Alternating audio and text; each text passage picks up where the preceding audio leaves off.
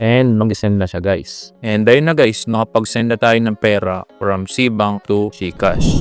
Hi guys! Welcome back sa aming YouTube channel, and for today's video, Tuturo naman namin sa inyo kung paano mag-send ng pera from Cbank to GCash. So, simulan natin. Para sa first step guys, open nyo muna yung inyong Cbank application. So guys, kung wala pa kayong Cbank application, pwede nyo itong ma-download sa Google Play Store kung kayo Android user and sa App Store kung kayo iOS user. Then kapag na-open nyo na guys yung inyong Cbank application, tap nyo guys yung Pay/Transfer. Nandito guys, tap nyo yung e-wallet.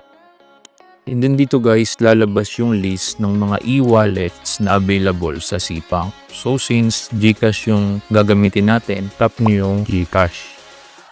And then dito guys, lalagay nyo lang yung GCash number or mobile number nung pagsesendan ninyo. So kung nakasave naman guys yung GCash number nung pagsesendan nyo, pwede nyo lang silang hanapin dito.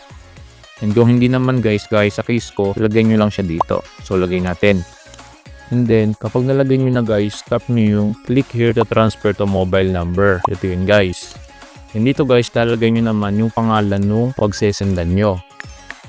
Then kapag okay na, tap nyo guys yung enter. And then, tap nyo guys yung next. Then dito guys, ilalagay nyo naman kung magkano yung isesend nyo sa akin. Then tap nyo guys yung done. And ang maganda nga pala sa Cbank guys is meron silang 15 free InstaPay transfer every week. So nagre-reset siya guys tuwing Monday. So tinalo niya yung GoTime. Kasi sa GoTime, meron lang silang 3 free transfer every week. So kapag okay na guys, tap nyo na yung next. Dito guys, i-review nyo lang yung transaction. And kapag okay na, na-review nyo na, tap nyo na yung confirm.